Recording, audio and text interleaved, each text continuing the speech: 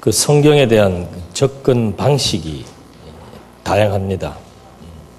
그래서 미리 아까도 우리는 말씀드렸습니다만은 성경을 볼 때도 항상 성경의 저자, 하나님의 감동으로 기록된 것이기 때문에 성경의 원저자이신 하나님의 관점, 하나님의 의도, 그렇게 접근을 해 들어가야 되는 거죠. 근데 다양하게 접근들을 합니다. 기복주의라고 하는 것이, 성경은 원리와 구조를 모르면은 하여튼 주관적으로 해석을 할 수밖에 없어요. 다양한 내용들이 내포되어 있기 때문에. 그래서 자기의 어떤 욕구, 쉽게 얘기하면 삼박자 축복, 축복 싫어하는 사람들 없잖아요. 내용원이 잘된 같이 내가 범사에 잘 되고 강건하기를 강구하노라. 성경에도 보면은 욕구를 충족시키기 위한 방법이 기도로 나와 있지 않습니까? 기도와 봉사. 아까도 예드린 대로 이스라엘 백성들이 애굽의 탄압에 의해서 하나님 앞에 호소했을 때 하나님의 응답이 주어졌고, 그 하나님의 응답에 의해서 애굽에서 해방되었다. 또 엘리야가 방문을 했을 때 사르밧 가부가 마지막 남은 자기의 뭐예요? 그 양식을 누구에게? 선지자 엘리야에게 접대를 했을 때 그 떡반죽 그릇이 어떻게 됐어요? 그래서 들어가도 복을 받고 나가도 복을 받고. 그거 성경대로 해석하는 겁니다. 성경대로 해석하는 겁니다. 그러니까 원리가 없이, 구조가 없이 성경대로 해석할 때는 그건 다양하게 해석할 수 있는 거예요. 어떤 분들은 또 거기에다가 예수 집어넣으면 또 다 맞는 줄 알아요. 그러니까 이 언약과 성취라고 하는 이것은 아주 큰 틀을 가지고 그 큰 틀을 하나의 주제로 딱 묶어서 아주 일관되게 전부 다 연결시켜 놓은 건데, 이런 구조가 없이 성경을 보게 되면은 거기에 설령 그리스도를 말한다고 하더라도, 여러분, 구약 성경 전체가 누구에 대한 언약이라고요? 전체입니다. 전체. 근데 요새는 또 어떤 사람들이 많은가 하면은 한 구절 또는 한 문장 또는 시편 89편 이런 거를 떼내가지고 누구에 연결시키는 거예요? 예언 성취다. 또 신약에 있는 어떤 한 사건, 예수님의 어떤 한 행적이나 사건을 갖다가 구약의 유사한 한 구절을 찾아가지고 연결시켜서 뭐다? 언약과 성취다. 깊다. 아니에요. 엄밀히 말하면 틀린 거예요. 왜 틀린 건가? 그러면은 시편 89편 외에 나머지 편은 뭐예요? 생각을 빨리 바꿔봐야 돼. 우리는 시편 전체가 뭐예요?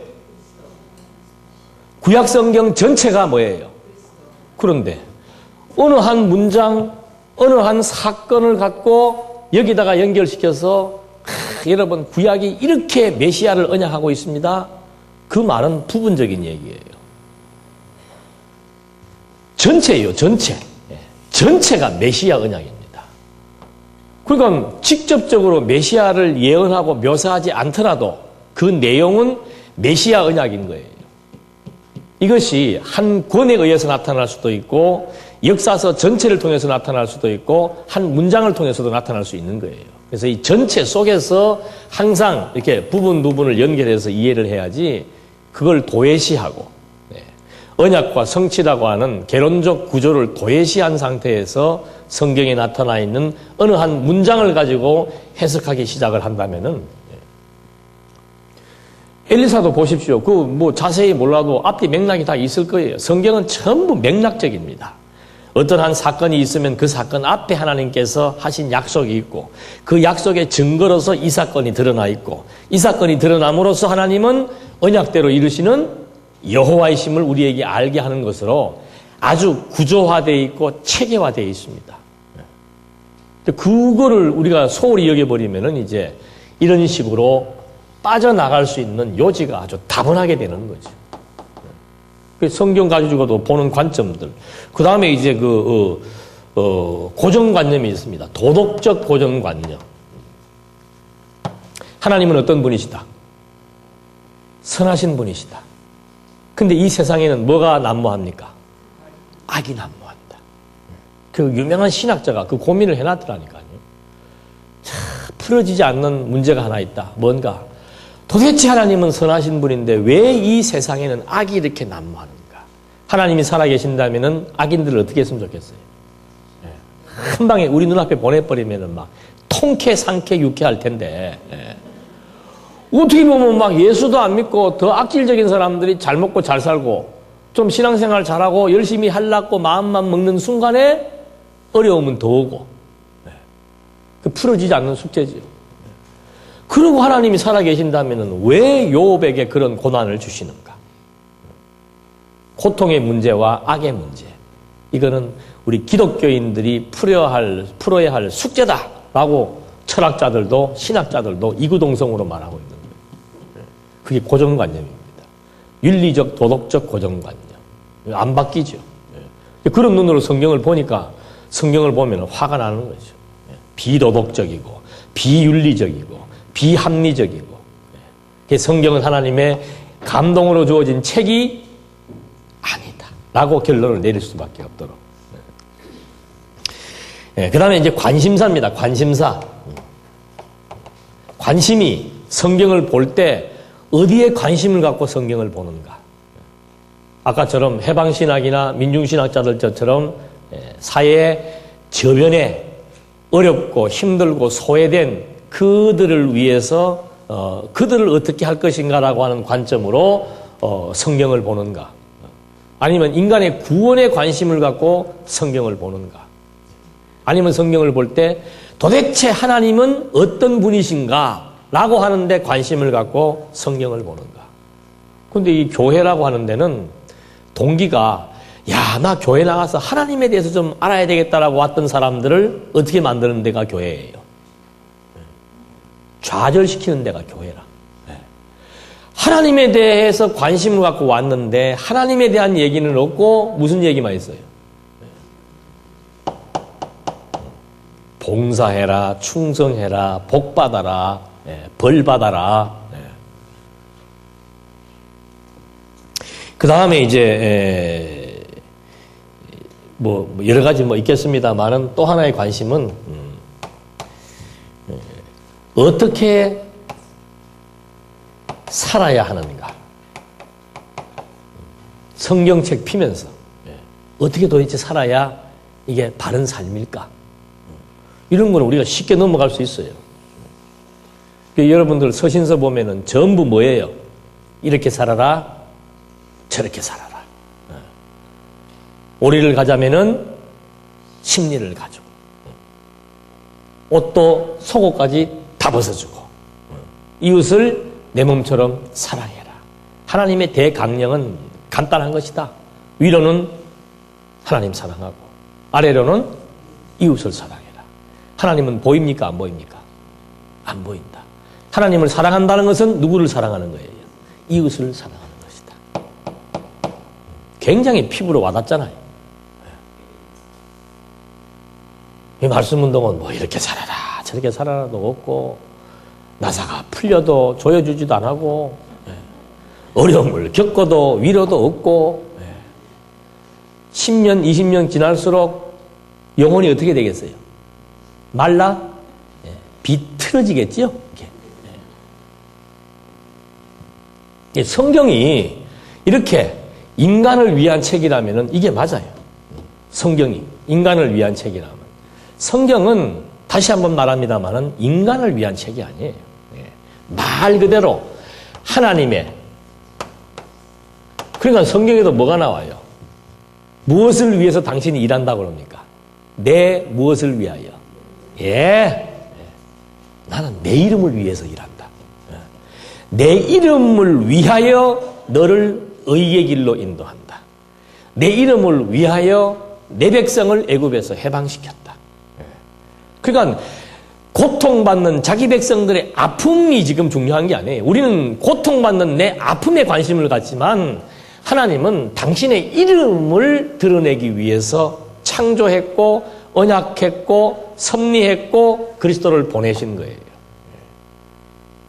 야, 기독교 참 매정하네. 그런데 놀라운 것은 그런 하나님의 근본적인 취지와 의도와 목적에 따라서 하나님이 발견되면은 어떤 현상이 나타나는 겁니까?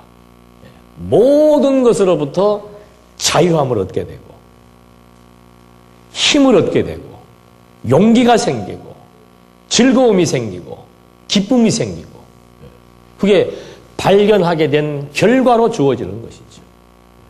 목적은 하나님의 자기 계시입니다.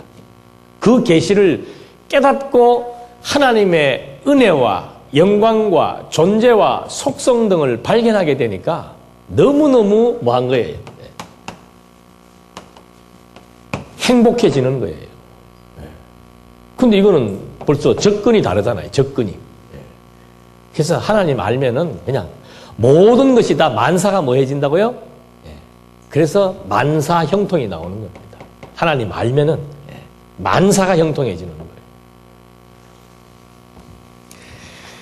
그 다음에 이제 성경에 대한 접근 방식을 몇 차례 확인을 해보아서 정말 그 성경을 구조적으로 원리적으로 체계적으로 이해를 해야만 원저자의 의도에 따라서 성경을 해석할 수 있고 그렇게 해석을 해야만 하나님의 영광이 발견된다라고 하는 아주 이 근본적인 원리를 우리는 잊어버려서 안 되는 것이죠. 그 다음에 성경의 영감에 대한 성경의 증거입니다. 성경이 하나님의 영감으로 되었다라고 하는 증거예요. 성경이 하나님의 영감으로 하나님의 감동으로 되어졌다라고 하는 그 증거가 첫째는 선지자적 영감이다. 그러니까 선지자는 하나님의 대변인이죠. 구약시대 때 하나님께서 선지자를 불러가지고 선지자의 입에다가 뭘 줍니까? 하나님의 전달하고자 하는 말씀을 주시는 거예요. 그러니까 모세도 내가 입이 둔해서 말할 줄 모릅니다. 신경 쓰지 마라. 내가 다 너 도구로 쓰는 거니까 걱정하지 마라. 요나도 불러가지고 하나님께서 요나 선지자 불러서 가서 이렇게 얘기해라 그러니까 그대로 해야 되는 게 선지자인데 가만 생각하니까 잘못 가서 남은 나라 망한다 그러면은 누가 좋아하겠어요? 그러니까 그런 말 안 하잖아요. 이건 참 선지자가 아니죠. 그래서 이 하나님의 성경이 하나님의 영감으로 기록됐다라고 하는 것은 선지자들을 불러서 하나님의 뜻을 전달시켜서 기록하게 했기 때문에 성경이 하나님의 영감으로 되었다. 두 번째는 사도적인 영감이다. 이건 사도행전의 1장 2절에 보니까 그의 택하신 사도들에게 성령으로 명하시고 승천하신 날까지의 일을 기록하노라. 그러니까 사도들을 하나님이 왜 불렀는가? 성령으로 명하는 게, 성령으로 명한다는 게 뭐예요? 하나님의 영감, 하나님의 감동을 주어서 사도들로 하여금 무엇을? 예수가 그리스도라고 하는 사실을 기록하게 한 것이다. 이게 이제 성경이 하나님의 감동으로 되었다라고 하는 것에 대한 하나의 직접적인 증거입니다. 직접적인 증거. 그러니까 선지자들을 통해서 사도들을 통해서 하나님이 감동을 주어서 기록하게 했기 때문에 성경은 하나님의 말씀이다. 이런 주장과 같은 거예요. 그 다음에 그 구체적인 진술로서 전문적인 수로를 썼다. 왜 성경이 하나님의 감동으로 된 것인가? 성경에 보니까 하나님이 가라사대 이런 글들이 있습니다. 하나님이 가라사대 선지자의 글에 미가 선지자가 말하기를, 그러니까 하나님께서 선지자, 그 다음에 그리스도께서 사도들을 통해서 뭘 주었다고요? 영감을 주어서 기록했다. 이건 기록 과정 설명이에요. 그래서 성경은 하나님의 말씀이라는 주장을 지금 보수주의 학자들이 하고 있는데, 그러면서 성경 본문에 보니까 하나님이 선지자에게 감동을 주어서 선지자가 하나님의 뜻을, 비밀을 알리는 것처럼 성경 본문에 보니까 하나님이 가라사대 선지자의 글에 이런 게 나와 있기 때문에 성경은 하나님의 감동으로 된 것이다 라고 이제 말을 하는 겁니다. 그러니까 그 성경은 문서라고 주장하는 사람들이 그거야 얼마든지 사람이 쓸 수 있지 않느냐. 하나님이 가라사대라는 말은 뭐 이렇게 쓰면 되는 거지 뭐 그게 뭐 꼭 하나님의 감동으로 주어졌다고 말할 수는 없지 않는가. 우리도 또 하나 질문할 수 있습니다. 그러면 성경에서 하나님이 가라사대라고 표기되지 않은 내용들은 뭐예요? 또 성경에는 하나님의 말씀만 있는 게 아니고 옛뱀이 하는 말도 있잖아요. 하와를 유혹하는 말들, 또 뭐 다른 사람이 하는 말들, 광야에서 예수님을 유혹할 때 사단이 하는 말들, 그건 하나님의 말씀입니까? 아닙니까? 이런 논조라면은 그런 건 또 아니에요. 그 다음에 또 뭐 비슷한 얘기들로 주께서 이같이 말씀하여 가라사대 뭐 이런 거 주께서 이같이 말씀하여 가라사대 주 하나님께서 내게 이처럼 보이시되 주의 말씀이 내게 임하여 이런 식으로 상용구들을 인용해가지고 봐라 성경에는 전문성을 가지고 있는 전문적인 수로가 있고 상용구들이 있다. 이것만 보더라도 이게 전부 다 하나님이 쓴 말이 아니냐라고 이제 주장을 하고 있습니다. 그러니까 이제 아까도 제가 드린 말씀대로 그렇다면은 뭐 그런 상용구가 사용되지 않고 전문적인 수로가 없는 내용들 또 아니면은 뭐 사단이 하는 말, 베드로가 하는 말, 또 사도와 선지자 외의 사람들이 하는 말 이런 것들은 그러면 성경이 아니냐라고 이제 당장의 공격을 받을 수가 있지요. 그리고 성경이 또 하나는 이게 하나님의 영감으로 되었다면은 어떻게 문체가 다양하냐. 보십시오. 성령은 한 분이죠. 한 분이 40명에게 어떻게 한 거예요? 감동을 주어서 성경을 기록하게 했다면은 성령이 저자이니까 문체가 같아야 틀려요. 같아야 되죠. 여러분들이 글 보면 알잖아요. 박 목사님이 쓰신 거, 김규희 목사님이 쓰신 거 딱 보면 아, 이거 누가 썼다 알잖아요. 왜? 문체가 있으니까. 그러면 성경의 저자가 성령이라면은 당연히 66권도 몇 개의 문체로 구분돼야 됩니까? 기록자가 40명이니까 40여 개의 문체로 기록되면 안 되고 어떻게? 하나의 문체로 기록이 돼야 돼요. 근데 성경은 문체가 어떻게 해요? 다 확실히 다르잖아요. 모세의 문체가 있고 바울의 문체가 있고 베드로의 문체가 있습니다. 다릅니다. 그러니까 야 성령이 감동했다면서 그러면 성령이 저자라면서 성령이 저자라면 66권이 다 하나의 문체로 돼야 되지 라고 하는 이의가 제기될 수 있겠지요. 뭐라고 말하실랍니까? 그래도 계속해서 하나님의 감동이라고 우길라요? 하나님의 감동이라면 하나의 문체로 돼야 되지 않느냐 이 말이지.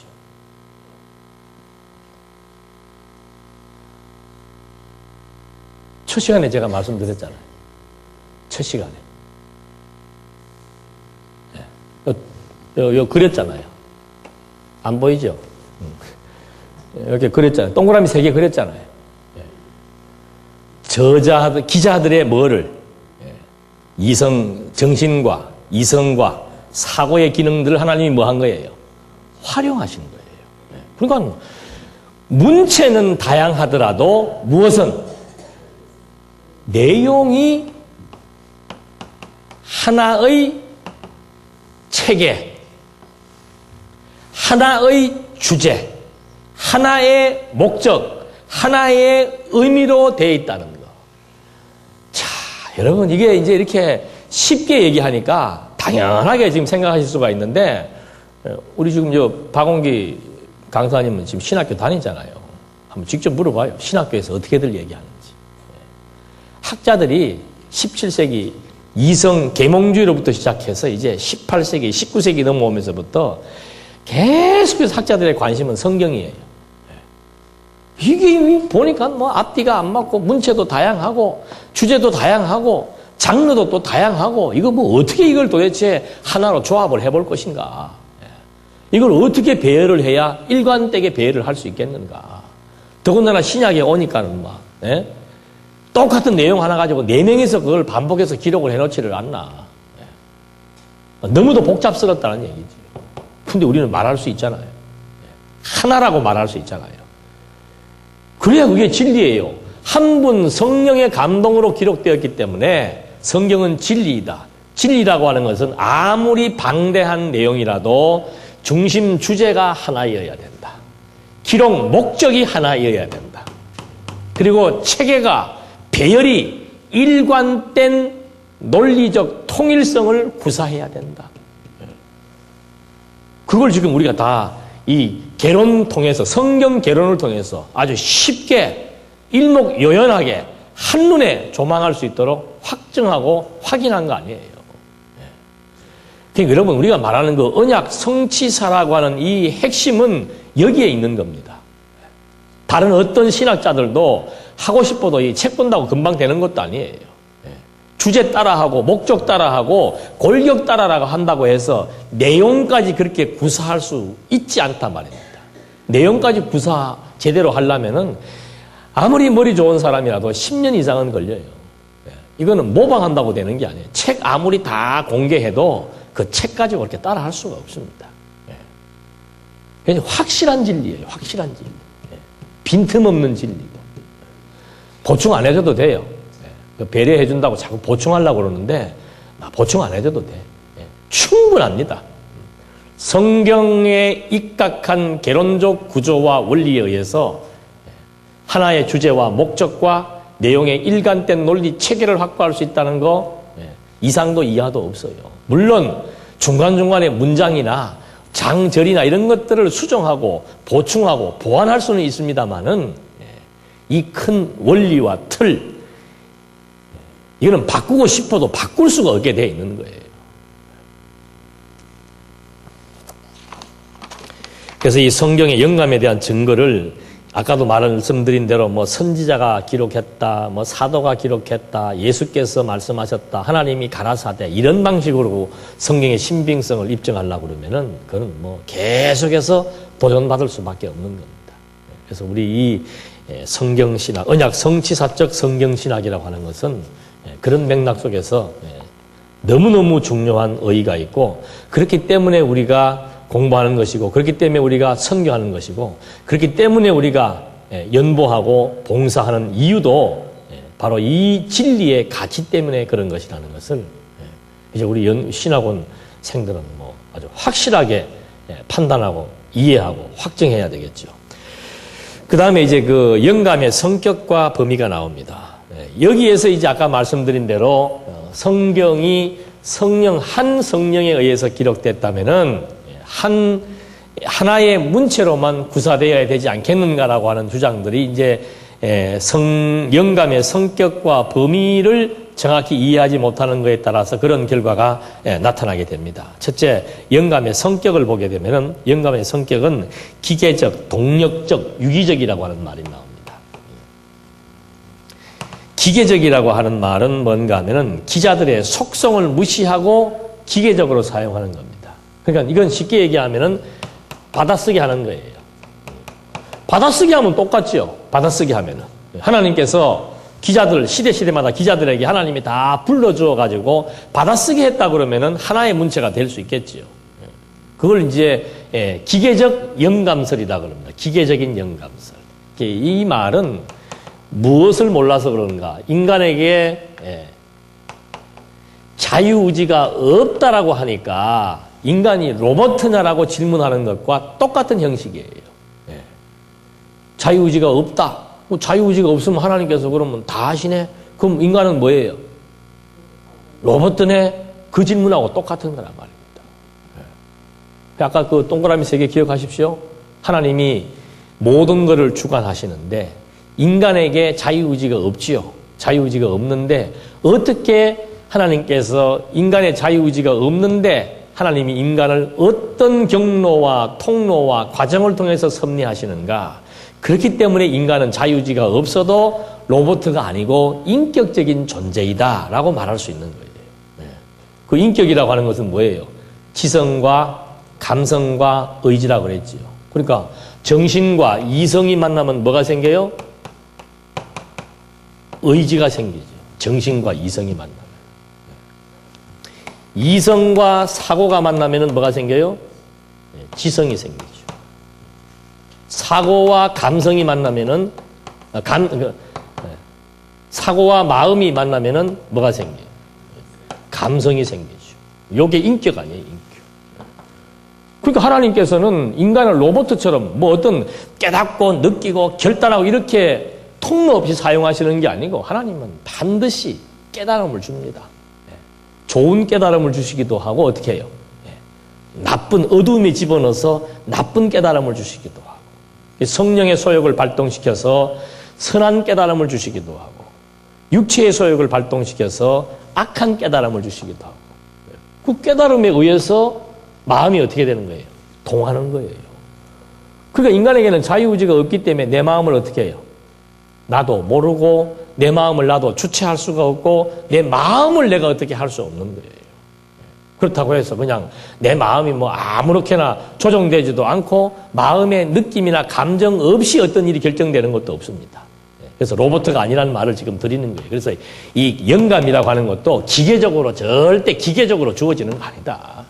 저자들의 지성, 감성, 의지, 이 인격적인 작용들을 하나님이 다 섭리해서 더 크게는 그들의 정신과 이성과 사고의 기능들을 신중심으로 이렇게 깨달음을 주어서 변화시켜서 기록하게 했다. 그래서 기계적이 아니다.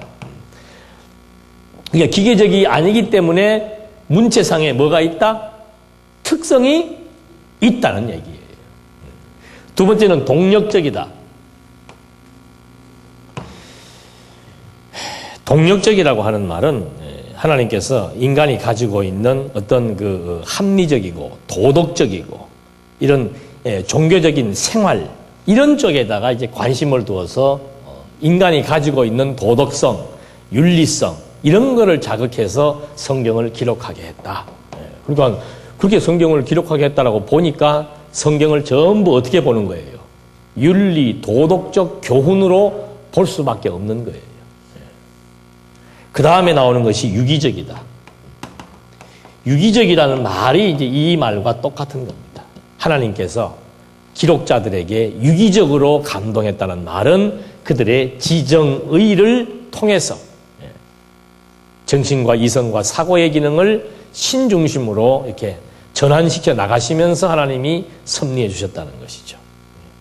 그렇게 유기적이기 때문에 그 기자들이 가지고 있는 독특한 문체도 그대로 살리고 기자들이 그동안 공부했던 그런 배경들, 살아왔던 배경들 그런 것들을 다 이제 성경을 기록하는 데 있어서 다 활용해 나가시면서 성경을 기록하게 한 것이죠.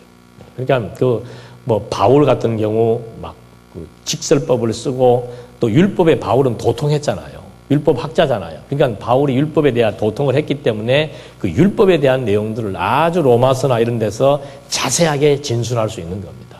또 그런 반면에 베드로는 바울처럼 율법 학자가 아니에요. 그러니까 또 베드로가 쓰는 또 이런 그 나름대로의 관점들이 또 독특한 문체성을 가지고 있고 그렇게 하나님께서 유기적으로 활용을 하신다. 그 다음에 이제 그 영감에 대한 범위 문제인데 그 영감이 부분적이다 아니면은 완전하다. 아니면은 글자까지도 영감을 했다. 뭐 이렇게 세 가지 이 주장이 나옵니다. 부분적인 영감을 주장하는 사람들은 제일 중요한 부분이 뭔가 하면은 초자연적인 사건이나 계시 이걸 이제 배제하는 거죠. 이거는 하나님의 영감이 아니고 뭐예요? 신화, 고대의 근동에 있던 신화들을 베낀 것이다. 그러니까 그 모세가 모세오경을 썼을 때 여기 지금 여기가 고대 근동입니다. 여기가 이스라엘 가나안이고 이 근동 여기에 굉장히 문화가 발달되어 있었습니다. 이 항상 모든 문화와 문명은 강을 중심으로 발달하잖아요. 여기가 에덴 동산 쪽이란 말입니다. 유프라데스 강, 티그리스 강. 이쪽에는 애굽의 나일 강이 있죠. 여기에 굉장히 문화가 발달해서 천문학, 기하학, 수리학 이런 과학적 그 기초가 되는 모든 그런 그 지식들의 여기가 보고였단 말입니다. 고대에. 그건 벌써 여기에 모세가 썼던 율법보다 여기에서 유행했던 그 함무라비 법전이 모세의 율법보다 500년 앞서서 나와 있어요. 그러니까 그 법전 보면은 모세의 법전하고 유사해요. 뭐 여러분 못 보셨겠습니다. 저도 아직 확인 안 해봤습니다만은 유사하다 그래요. 예. 그러니까 당연히 모세가 썼던 율법서의 내용은 하나님의 감동이 아니고 함무라비 법전을 뭐 한 것이다? 예. 모세가 나름대로 써서 이렇게 조합을 시켜놓은 것이다. 그런 말이 나올 수밖에 없지요. 그리고 이쪽에 있었던 많은 신화집이 있습니다. 고대 근동에 있었던 그 사람들이 가지고 있는 우리나라에 단군 신화가 있는 것처럼 이쪽에 있는 신화집들이 많아요. 근데 그 신화집에 보면은 뭐가 나오는가 하면은 창조 이야기가 나옵니다. 근데 묘하게도 모세가 기록한 창세기의 창조 이야기하고 유사한 내용들이 많이 중복이 되어 있습니다. 그러니까 이런 거 연구하는 고고학자들은 창세기 보니까 어디서 많이 본 건데 하고 추적해 보니까는 고대 근동에 있던 신화를 여기다가 뭐 한 것이다? 수록해 놓은 것이다. 그래서 자유주의 신학자들이 창세기를 뭐라고 얘기하는가? 창조설화. 제목을 그렇게 붙입니다. 신학적으로. 그 사람들은 우리보다 IQ가 좋습니다. 그리고 공부도 무지하게 많이 한 사람들입니다. 그 사람들을 향해서 그것이 아니라고 말할 수 있는 근거가 뭐라고 그랬어요? 또 일로 갈 수밖에 없어. 어디 갔어? 어디 갔나? 지웠네. 여기 있네, 여기 있네. 여러분, 이건 너무너무 중요한 겁니다. 성경의 신빙성이라고 하는 거. 모든 공격들을 단번에 논파하고 배격할 수 있는 유일한 원천이에요. 이게 확증되고 입증될 때 성경의 자증이라고 말하는 거예요. 성경은 스스로가 하나님의 말씀이라고 주장하고 있다. 그 증거가 뭔가? 봐라. 성경이 가지고 있는 이 진리 체계를 봐라. 그러면 단마디로 다 끝나는 거예요. 이걸 못하니까 이제 실제로 보니까 뭐 신화도 들어있고 또 남의 나라 그 법 조문을 베낀 것처럼 보이기도 하고 앞뒤 문장이 서로 틀리기도 하고 모세는 뭐 지가 죽기 전에 뭐 살아있으면서 죽을 때까지 다 예언을 하고 이게 도대체 앞뒤가 안 맞다. 그리고 성경에도 보니까 또 어떤 데는 성경의 구약 성경에서 보면 유일하게 하나님이라고 하는 단어가 쓰지 않은 책이 있습니다. 그 사람이 계속 감동하시네. 하나님이라고 하는 단어가 없어요. 에스더에. 그거 하나님의 말씀이에요, 아니에요? 아까처럼 하나님이 가라사대 했기 때문에 하나님의 말씀이라고 주장하는 사람들에게 에스더서는 뭐예요? 하나님의 하자도 안 들어가 있어요. 그럼 그거는 뭐 해야 돼요? 편집할 때 잘못된 거라, 이게. 빼야 돼.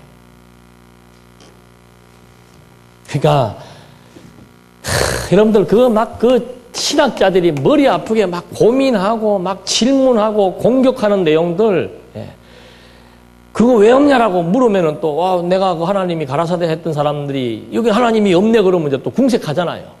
그럼 또 다른 거 찾아서 연구하고 그러다가 죽고 또 그 다음에 또 죽고 그래 몇백 년을 죽고 하면서 계속 내려오다가 이제는 대한예수교 장로회. 아니, 총회 신학교.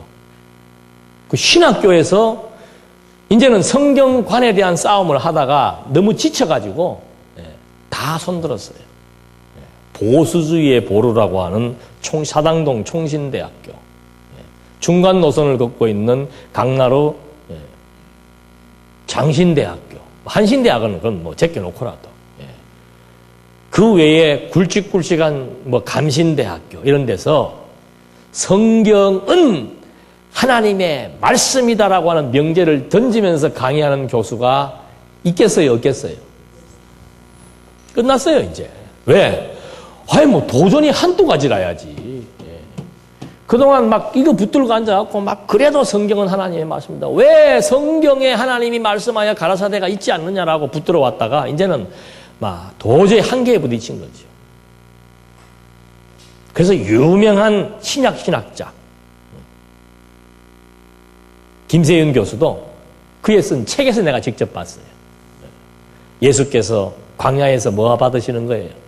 마귀한테 시험 받죠? 그거는 예수님의 광야 환상설. 설이라고 하는 것은 진리가 아니에요.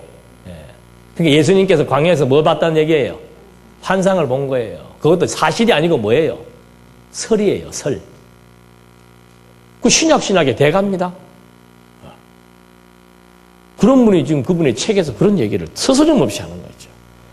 그 말은 무엇을 의미하는가? 성경은 하나님의 감동으로 기록된 하나님의 말씀이 뭐다 이 말이에요. 부분적으로는 맞다 이 말이에요. 부분적으로는. 부분 영감설. 부분적으로는 맞을 수 있지만은 전체가 다 하나님의 영감으로 기록된 하나님의 말씀이라고는 말할 수가 없다. 그 말은 무슨 문제를 야기할 것 같아요? 성경이 진리다, 성경이 하나님의 말씀이다라고 하는 것에 대한 확증을 못한다는 것은, 반대로 그렇지 않다라고 주장하는 것은 무엇에 대한 부정이에요? 그러니까 누가 없어지는 거예요? 신은 제거되고 여기에 뭐만 남은 거예요? 이제 신학만 남는 거예요. 신학, 학문만 남는 거예요. 신학은 그냥 말 그대로 그냥 학문적 하나의 장르예요. 물리학이나 생물학이나 인문학이나 이런 걸 하듯이 신학, 하나님에 관한 학문이지 신이 존재한다? 함부로 이런 말 하는 거 아닙니다. 이렇게 얘기해요. 뭘 믿고 함부로 하나님이 존재한다고 이렇게 소리만 지르면 다예요. 한번 증명해봐. 할 말 없죠. 그래서 힘이 없는 거예요. 특히 신학자들은, 목회자들은 무식하니까 힘이 있는데, 왜? 강단에 서가지고 막 받아라 하고 소리 지르고 하면 교인들 막 아멘 하니까 그 열김으로 힘은 있는데, 연구하는 학자들은 아무리 연구해봐도 해답을 못 내리잖아요. 그러니까 신학자들이 힘이 없는 거예요. 우리 옛날에 여기 또 한 분 모셔왔었잖아. 어디 미국에서 공부했다 그러고 불러왔더니 막 생기기는 멀쩡하게 생긴 사람이 막 지금 하나님이 영성이 임한다 그러고 그런 사람들만 신기 받아가지고 귀신 신기 받아가지고 힘이 조금 나는 듯 하지만은 제대로 학문 연구하는 사람들은 이제 완전히 다 져버린 거예요. 자유주의 신학의 공격 앞에 다 손들은 거예요. 기독교는 끝났어요, 안 끝났어요? 어디에서? 한국에서는 끝난 거예요. 이제. 그래도 뭐는 남아있어요? 불씨가 남아있는 거예요. 그 불씨에 지금 우리가 같이 뭐 불꽃이 되고 있는 거죠. 이 불꽃이 안 꺼지고 이제 어디로 갈 것 같아요? 이제 곧 떠나시죠? 저도 11월 말에 또 갑니다. 중국 중앙부에, 중국 대리요 중심부, 양쯔강에 있는 그 무한이라는데, 거기는 강의를 잘하면 목회자들이 막 100명, 200명씩 몰려든대요. 이제 못하면 가고, 심판받으러 가는 거예요. 확신하죠. 그 중국 목회자들은, 한족들이에요, 중국 분들은. 성경에 대한 관심이 얼마나 많은지 몰라요. 이런 관심이 아니에요. 성경을 이런 관심으로 갖는 게 아니고, 하나님이 어떤 분이실까? 막 예수가 이래서 그리스도입니다. 제가 그 지난번에도 가서 한 2주간 신구약 결혼만 했었잖아요. 막 뜨겁죠, 뜨거워. 그 중국 중심부에 이제 가서 놀라운 사실은 지난번에는 그냥 가서 말로만 했는데 이번에는 이제 성경 개론 역사서까지 번역을 지금 이제 할 거예요. 마치면 그거를 가지고 이제 거기서 복사를 해가지고 목회자들에게 나눠주지요. 그 사람들은 책 보는 기술이 있어요. 책을 보는 기술이 있습니다. 그 책을 가지고 논리성을 찾아내는 사람들이에요. 그리고 중국에는 교재가 없습니다. 그 사람들의 교재라고 하는 건 성경밖에 없어요. 다른 책들이 별로 없어요. 제 생각에는 아마 이제 성경 개론, 저도 잊을 수 없죠. 제가 신학교 다닐 때 목사님 만나가지고 그 요한 마태복음 그 쪽 교재 있잖아요. 그거 몇 개 들고 있으면서 이거 언제 다 나오나, 언제 다 나오나 그때 기다렸던 심정이 생각이 나는데 아마 이제 그 사람들도 그런 책 가지고 있으면 이제 그 책이 이제 발달려 가지고 막 퍼져나갈 거예요. 여러분들이 지금 할 일이 뭐예요? 그 일에 같이 뭐 하는 겁니까? 같이 인도를 못 가시고 같이 중국을 못 가셔도 뭐예요? 거듭나고 중생한 우리의 영혼이 모든 사상과 모든 진리와 모든 생각들을 전부 어디에? 하나님의 말씀에 같이 힘을 모아서 그 일을 위해서 함께 은사 따라 수고하고 봉사할 수 있다라고 하는 거. 이게 이 시대의 사명입니다. 하나님이 여러분들에게 베풀어 주신 은총이요, 축복이죠. 그리고 아무나 들을 수도 없고 듣고도 딴소리하는 바인데 아무나 깨달을 수도 없고 또 아무나 여기에 동참하고 싶다고 동참할 수도 없어요. 참 생각하면 기가 막힌 일이에요. 어떻게 이런 시대적 상황과 배경과 이 시기에 우리들로 하여금 말씀을 깨닫게 해서 꾸준하게 지금까지 듣고 깨달아 여호와 경외하기를 배우는 그 삶의 통로 속에 우리를 집어넣어서 하나님이 이렇게 지금 인도에 나가셨다라고 하는 우리의 삶을 한번 돌아볼 때 하고 정말 여호와 앞에 조용히 찬송과 감사가 나타날 수밖에 없는 사실이죠. 여러분 지금 정말 이 한국 신학계 이미 미국이나 이 구라파 쪽에 있는 신학은 벌써 오래전부터 성경관 잘못되어 있었고 그러니까 종교관도 잘못되어져서 기독교만이 참 종교가 아니다. 모든 종교를 다 인정해야 된다 해서 종교 다원주의가 성행하고 WCC 운동이 이제 발흥하면서 점점 세계의 모든 종교가 하나로 통합해 나가기 시작을 하고 왜? 특색이 없으니까. 신존재 증명도 안 되고 그 텍스트인 성경이 하나님의 말씀이라고 하는 것에 대한 입증도 안 되는 상황에서 기독교만이 참 종교라고 하는 것은 이건 억지고 독단이고 독선이죠. 거기서 우리가 모든 걸 다 오픈하고 다 받아들일 수밖에 없는 그런 시대의 조류를 타게 되는 거죠. 이것이 하나님께서 성령께서 사도 요한에게 계시해 준 음녀 권세의 출발로 볼 수 있는 거란 말입니다. 종교적인 야합이에요. 진리 때문에 죽고 살고 하는 문제가 없어졌습니다. 이제는 종교적인 야합, 세계 모든 종교가 하나로 통합해서 정치는 정치대로 지금 그 짐승 권세가 하나의 모든 나라와 나라의 경계를 어떻게 해요? 다 허물잖아요. 참 신기하더라고요. 저는 그 지난번에 구라파 갔을 때 차가 버스가 이렇게 가니까는 스위스에서 프랑스로 넘어가고 이렇게 가니까 독일이고 근데 뭐 아무것도 없어요. 그냥 지나가면 되는 거예요. 나라와 나라의 경계선이 없어지지요. 유럽이 나라와 나라의 경계선이 없어지기 시작을 합니다. 그 다음에 뭐 아메리카 쪽도 그렇게 될 것이고 이제 아시아 쪽으로 넘어와서도 큰 의미가 없습니다. 중공이 한번 이 중국이 한번 이 크게 한번 딱 자리를 잡게 되면은 나머지 나라들은 나라가 아니에요. 뭐 크게 뭐 할 것도 없어. 그냥 중국에서 베풀어주는 은혜나 받고, 부스러기 경제나 건져가지고 먹고 살면 조용히 살면 되는 나라에 무슨 큰 힘이 없어져 버립니다. 그게 이제 짐승 권세가 하나로 돼가는 거죠. 그 엄청난 힘을 가지고 있는 그 중국 대륙에 우리는 지금 뭐 갖고 들어가는 거예요? 핵 가지고 지금 들어가는 거죠. 핵 가지고 들어가서 중국인들의 무엇을? 영혼, 정신세계를 지금 뭐 하는 거예요? 뒤집어 버리는 거죠. 공산주의 사상 체계에 물들어 있는 그들의 영혼을 신본주의 사상 체계로 뭐 하는 거예요? 바꾸는데 말씀의 운동력이 이제 역사하는 거. 그래서 성경은 이 부분적 영감이라고 하는 것이 이제 아주 거의 대세를 이루고 있습니다. 완전 영감 하려면은 입증해야 되는 거지. 입증해야 되는 거. 여기 또 뭐 글자까지도 영감했다 하는데 사실은 그 사상이라고 하는 것은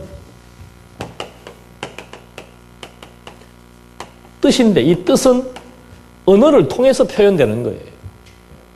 그러니까 하나님께서 그 언어를 사용하고 채택하는 것도 하나님께서 다 뭐 했겠어요? 다 그 사람의 어떤 가지고 있는 사고 체계나 사상이나 또는 그 여러 가지 많은 그 배경들을 통해서 그런 언어들을 다 활용하도록 하나님이 섭리를 해서 기록을 하게 한 것이죠. 그래서 우리는 그 성경의 그 성격과 범위를 얘기할 때 유기적, 축자, 완전, 영감이라고 얘기하는 겁니다. 첫째는 유기적이다. 그 저자들의 모든 인격을 다 활용하셨다. 그럼 유기적이고 축자, 단어 선정하는 것까지도 하나님께서 다 섭리하셔서 단어를 통해서 문장을 통해서 전체의 그 글을 통해서 하나님의 뜻과 사상이 전개되는 것이기 때문에 사상만 퍽 주어질 수 없는 거 아니에요. 그래서 그런 의미에서 유기적, 축자, 그 다음에 부분 영감이 아니고 전체 다가 완전히 하나님의 영감이다. 가라사대, 오라사대하고 상관없이 그냥 구약과 신약 전체가 하나님의 계시서로서 언약과 성취의 원리에 의해서 하나님이 여호와이시며 예수가 그리스도라고 하는 것을 우리에게 확증시켜 주심으로 하나님의 존재에 대한 확증을 우리에게 아주 선명하게 계시해 준 것이다. 그래서 이 하나님의 계시는 완전 무오하다. 하나님을 알기에 충족하다라고 우리는 주장을 하는 겁니다. 그런데 이 영감 교리를 불신하려는 시도와 반론들, 여기에 이제 계속 왜 이런 그 불신적인 시도와 반론이 생기는가 하면은 아까도 말씀드린 대로 입증을 제대로 체계적으로 하지 못했기 때문에 그런 이제 그 반론이 자꾸 생긴다는 거. 이거는 뭐 쭉 읽어보시면은 어떤 사람들은 뭐 예수께서 영감 교리를 가르치지 않았다 그러는데 가르친 내용들이 많이 있지요. 예수께서 뭐 내가 온 것은 뭐 하나님의 뜻을 전하기 위해 온 것이고 나를 본 자는 하나님을 본 자이다. 뭐 이런 것들이 다 영감에 대한 얘기입니다. 그 다음에 영감의 성경의 중복과 오식이라는 말은 요즘도 활자를 쓰지요. 그 활자를 이렇게 꽂을 때 잘못 꽂았다는 얘기예요. 그러니까 그 성경이 중복되고 있고 활자를 잘못 꽂았고 또 모순이 있고 앞뒤가 맞지 않는 경우들이 많다. 이렇게 이제 성경이 하나님의 영감이 아니라고 주장하는 사람들이 내세우는 주장인데 그 중복성이라고 하는 것은 바로 그거예요. 공관복음서. 한 사람 예수의 행적을 왜 세 사람이 똑같이 썼냐 이 말이에요. 우리도 그렇잖아요. 마태, 마가, 누가복음 내용 다 어때요? 내용적으로 표면적으로 보면 다 뭐예요? 그 내용이에요. 예수님 태어났다. 마태, 마가, 누가, 요한 다 태어났다 얘기하고 뭐 어디 갔다는 것도 다 있고. 그러니까 이 공관복음 연구하는 사람들이 책을 어떻게 쓰는가 하면은 마태, 마가, 누가, 요한을 이렇게 각각 연구하는 게 아니고 한 권으로 딱 해가지고 마태복음 1장 1절이 마가복음에는 어디에 있고 누가복음에는 어디에 있다.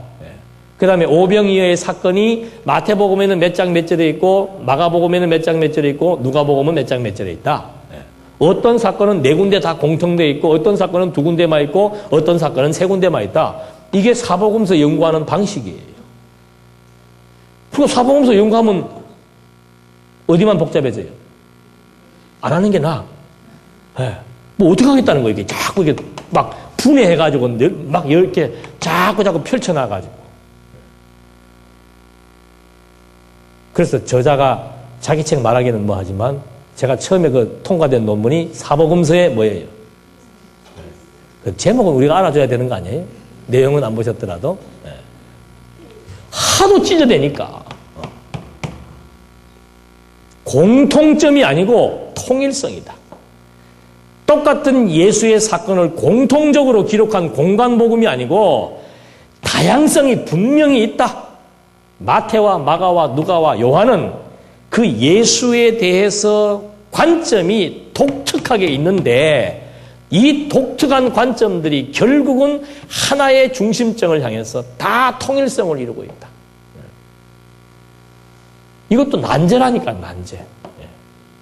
우리는 이 어려운 신학계에서 이 어려운 난제들을 막 너무 쉽게 토해내서 그런지 여러분들이 이제 공부하는 방법도 제가 아까 책을 먼저 읽어오시라고 하는 이유도 책 보니까 쉬워요, 어려워요? 그 어렵게 하고 오셔야 된다니까요. 무슨 말인지를 모르겠다. 그런데 여기 와서 들어보니까는 그 말이 그 말이었네. 거가 거네. 가가 가네. 그래야 공부가 되는 건데 너무 깨끗한 상태에 오셔버리면은 비교가 안 되는 거예요, 비교가. 그래서 이 사람들이 그런 공간복음의 중복성, 로마서는 믿음을 강조하고 야고보서는 뭘 강조한다 그랬어요? 행위를 강조. 서로 상반되는 거예요. 예. 어느 걸 따라야 되는가? 교인들이 나태할 때는 뭔 강의를 하면 되겠어요? 야고보서. 예. 교인들에게 은혜가 필요할 때는 로마서. 예. 그 다음에 또 어떤 문구들은 또 모순되는 내용이 나와요. 불의의 제물로 뭐 사기라? 이거 뭐 도둑질하고 횡령해가지고 친구 사기란 말 아니에요. 그걸 누가 말씀하신 거예요? 예수님이. 이거 뭔가 모순된다 이 말이지. 그건 내가 여기서 대답 안 하려합니다. 가서 강론집 찾아서 직접 확인하십시오. 불의의 제물로 친구를 사기라. 예, 무슨 말인지. 그 다음에 뭐 삼위일체 교리 한 분이라 그랬다가 세 분이라 그랬다가 예수가 인간인가 신인가 이런 문제들. 여러 가지가 이렇게 많은 모순을 안고 있기 때문에 성경은 하나님의 감동으로 된 것이 아니다. 그 다음에 영감 교리는 원전에만 해당되므로 역본은 실질적 가치가 없다. 이게 무슨 말인가? 원본은 뭐예요? 원본은 하나에 하나. 지금 원본이 있습니까? 없습니까? 없어요. 근데 사본의 숫자가 몇 개인가? 만여 개가 된답니다. 사본이 만여 개가 되고 거기에서 그 다음 또 뭘 해요? 번역본. 영어, 중국어, 독일어, 한국어, 일어 번역본들이 다양해요. 자, 여기서 뭘 고를 거예요? 우리가 쓰고 있는 바른성경, 개혁성경, 한글로 된 성경들이 과연 하나님의 말씀이라고 판정할 수 있습니까? 없습니까? 이것도 또 쉬운 문제가 아니라니까. 우리가 이 좋은 날씨 가을에 좀 깊이 있는 생각을 해야 되겠죠? 여름에 이런 생각하면 더우니까. 가을에 그거 참 말 되네. 원본은 하나인데 사본이 만 개라. 그 사본 중에서 또 하나 채택해가지고 번역에 우리는 뭐 영어에서 중국어에서 한국어로 안 그러면 영어에서 한국어로 막 이렇게 번역된 책들이란 말입니다. 이거 가지고 지금 한국 성경 가지고 이거 그대나 더군다나 우리는 또 요즘에 누가 그래요? 이거는 한국 교계에서도 쓰지도 않는 이상한 성경이다. 바른 성경까지 써버리니까 이건 더 헷갈리는 거예요, 지금. 그래도 정통적인 성경은 개혁 성경인데, 바른 성경을 쓴다. 뭐, 바른 성경도 문제가 있죠, 당연히. 지금 이 한글 번역 성경에 문제가 있습니까, 없습니까? 당연히 있지요. 그러면 진리예요, 아니에요? 너무 또 아니라고 얘기하면 우리가 또 그렇잖아요. 아닌 것 같습니다. 이렇게 해야지. 그러니까 이건 뭐 복사하고 사본에서 번역하다 보면 번역 과정상에 있어서 실수나 또는 오역이 있을 수 있지요. 그래도 우리는 또 뭘 갖다가 대면 되는 거예요. 죽어도 우리 이겁니다. 죽어도. 나중에 막 중국 인민공산당에 와가지고 목에다가 총을 들이대도 죽을 때도 언약 성취하고 죽자 이 말이에요. 이거예요. 물론 부분 오역이 있을 수 있고 잘못되게 단어를 사용할 수도 있고 철자가 틀릴 수도 있고 말의 뉘앙스가 잘못될 수도 있습니다. 그러나 우리 초등학교 때 다 배웠잖아요. 갈라놓기 하는 거. 앞에 내용, 뒤에 내용 알면 요거 뭐 알 수 있어요? 찾을 수 있잖아요. 문장 전체를 읽고 이해를 하고 나면은 앞에 내용, 뒤에 내용 하면 요거 딱 갈라놓기 단어 집어넣으라 그러면 쉽게 집어넣을 수 있잖아요. 그래서 성경은 전체의 구조와 맥락적 이해만 되면은 부분 잘못된 것들은 요즘은 또 원어 사전이 기가 막히게 잘 나와 있어요. 그래서 요새 또 뭐 원어 운동이 벌어지나 봐, 밖에서. 원어를 알아야 된다. 언제 원어 공부해가지고 지금 성경 이거 하는 것도 30년 걸렸는데 저는 그거 하라 그러면 뭐 아예 못해요. 문제 구간져서요. 그 사전 보면 잘 나와 있는데. 그 사전에 대한 내용이 지금 원어 전공한 히브리어 헬라어 박사보다 제가 볼 땐 더 낫지 싶어요. 그 사람들이 전문가들이 여러 명이 모여갖고 만들어낸 건데. 중요한 것은 뭔가? 히브리 헬라어의 한 단어가 뜻이 10가지 정도 된다는 거 아니에요. 여기에서 하나를 채택할 때 이 채택한 것이 맞느냐 틀리느냐 어떻게 알고 있습니까? 맥락을 보고 하는 거예요. 맥락을. 그 맥락은 어떻게 해서 나타나는 거예요? 이 원리가 있어야 요 맥락이 바른지 안 바른지를 알 수 있고, 요 맥락이 있어야 갈로넣기에 요 단어를 정확하게 찾아서 집어넣을 수가 있는 거다. 강론집 쓰실 때 보면 전부 이런 작업들 많이 하잖아요. 잘못된 번역들, 오역들, 이런 것들은 어쩔 수 없이 맥락을 보고, 맥락만 봐서도 안 돼요. 그 맥락 한 문장만 떼내버리면 이 문장이 도대체 무엇을 말하려고 하는지를 정확히 알 수가 없지요. 뭐가 있어야 되는가? 원리가 있어야 되는 거죠. 그 이 원리에 의해서 이 문장은 이 말을 하려고 하는 것이다. 이 말을 하려고 하는데 이 단어가 지금 뭔지를 모르겠다? 요거 앞뒤 잘라서, 요 원리에 의해서 앞뒤 잘라서 보니까, 아, 요거는 요 단어가 가장 적합한 단어다. 그렇게 해서 해석을 해서 강론집이 나오는 거란 말입니다. 그래서 이런 질의들이, 문제 제기들이 사실은 하여튼 모든 성경에 관련된 문제 제기들은 저런 원리에 의해서 정리가 된다라고 하는 거. 그 다음에 낮은 도덕적 상황들, 이것도 맞아요. 일부 다처제, 남전 여비, 노예 제도, 구약에 다 있잖아요. 이게 도대체 이게 성경이 이럴 수가 있느냐 이 말입니다. 도덕적 수준이 높아야 되는데 성경에 보니까는 구약에는 한 남자가 몇 명 데리고 사는 거는 기본이고, 솔로몬은 모델 케이스 보여주려고 1000명씩 데리고 살고, 간통하는 거 예사고, 도대체 이게 성경이고 창피스를 봐서 애들한테 보여주지를 못하겠다. 그래서 이 계시서라고 하는 것이 굉장히 중요한 의의가 있습니다. 40분에 마치면 되죠? 5분 더 하면 돼요? 그래서 그 다음에는 성경의 역사적인 변천. 1세기에서 4세기까지를 이제 우리는 교부 시대라고 얘기합니다. 그때는 그리스도의 말씀이 말과 글로 직접 전달되었던 그런 시대였습니다. 그래서 양가죽이나 파피루스에다가 막 기록을 해서 전달이 되어가지고 397년에 신약성경 27권이 오늘날 이 성경으로 결정이 되어버린 겁니다. 그게 이제 성경의 역사적 변천사에서 초기 시대고, 중세 시대는 4세기 때부터 16세기 때까지인데, 이때는 성경의 순환 시기예요. 성경을 일부 계층들만 성경을 보옵니다. 이게 신부들이에요. 로만 카톨릭에서 자기들만 성경을 봐왔고 자기들만 자의적으로 성경을 해석을 해왔습니다. 그러다 보니까는 성경 가지고 그걸 갖다가 은유적인 해석이라고 그러는 거예요. 귀에 걸면 귀걸이, 코에 걸면 코걸이.